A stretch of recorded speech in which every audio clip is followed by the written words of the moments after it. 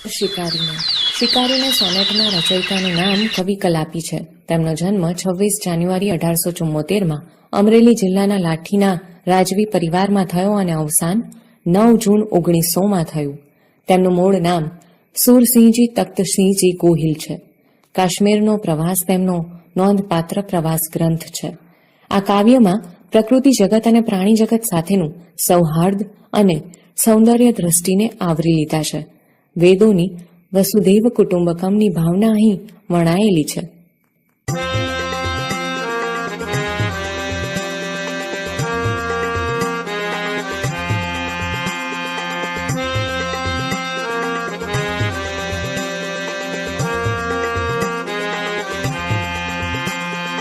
રહેવા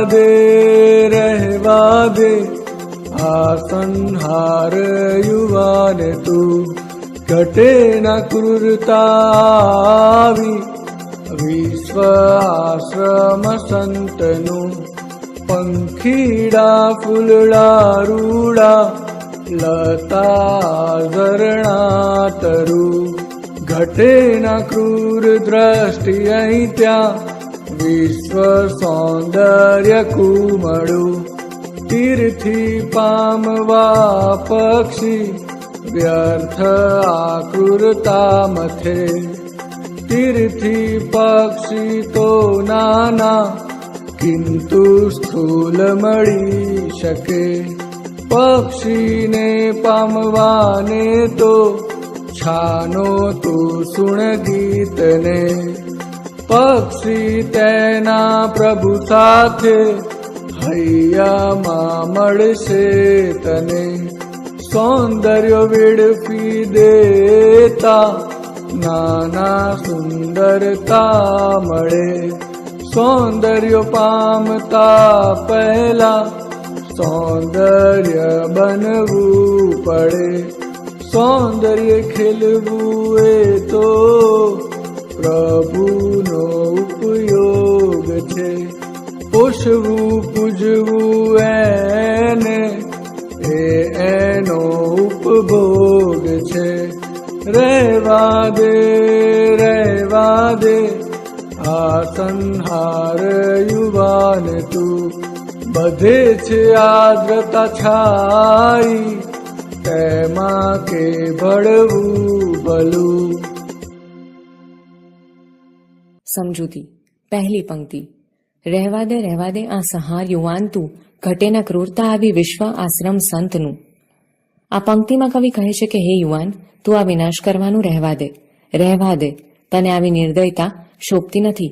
આ સમગ્ર વિશ્વ એ સંતોનો આશ્રમ છે. બીજી પંક્તિ. પંખીડા ફૂલડા રૂડા લતા આ ઝરણા તરું, ઘટે ન ક્રૂર દ્રષ્ટિ અહીં ત્યાં વિશ્વ સૌંદર્ય કુમળું. આ પંક્તિમાં કહેવાયું છે કે આ વિશ્વરૂપી આશ્રમમાં સુંદર પંખીઓ, ફૂલો, લતા, ઝરણા, વૃક્ષો વગેરે છે. તો ત્યાં તને આવી ઘાતકી દ્રષ્ટિ શોભતી નથી.